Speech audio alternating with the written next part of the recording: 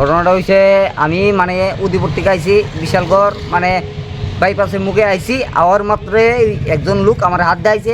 তো ওই ব্যক্তি আমার গাড়িতে উঠছে, ওঠার পরে সে আয়া আধা রাস্তাতে আয়া করতেছে বাইদ্যা দিকের যে মুখটা আছে না, এই মুখটার সামনে আয়া করতেছে এই গাড়ি থামাইছি।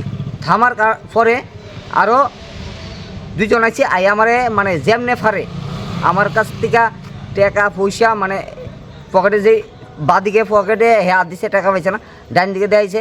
আমার স্টিয়ারিং সারছি, সারার পরে হে আমার ঘুরে আবার ডান দিকে গেছে, ডান দিকে গিয়া হে আমার দরজা খুলছে, ডান দিকে দরজা খুললে হে আমার ফটতে সব টাকা লুছে।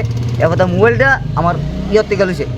মানে হ্যাঁ টাকা বেশি আসলো না, টাকা আসলো কত 1700-র মতন। 1700 চিনতে পারছো না তুমি? হ্যাঁ হ্যাঁ 100 বার হ্যাঁ চিনছি না, মানে তার বর্তমানে আমি তো এদিকে লোকাল না, আমি জানি না। মানে আমি কোনখানে তোমার বাড়ি? আমার এই যে আগরতলা। কি নাম তোমার? রামু সরকার। তুমি কি বিশাখা বাইপাস দিয়ে যেতে? হ্যাঁ হ্যাঁ হ্যাঁ তোমার মারধর করছে? হ্যাঁ মারধর করছে, আমার ইয়ানো মারছে, মানে মারধর তো বুঝে নই কিরকম ভাবে মারবো। কি মনে হয় তোমার কাছ থেকে সব কি মানে টাকা পয়সা মোবাইল ছিনতাই করা হয়েছে নাকি? হোমা 100 বার, এটা তো আমি চিন্তাই কমু 100 বার। এখন কইছো? আমি এখন বিশালগড় থানাতে আছি, একজন বিশালগড় পিএস আইছি, তারা কইছে ডাক্তার চাই না। আমি কইছি কি নাম তোমার? আমার রামু সরকার। কোনখানে বাড়ি? আগরতলা। বাড়ি আগরতলা টাউন প্রতাপগড়।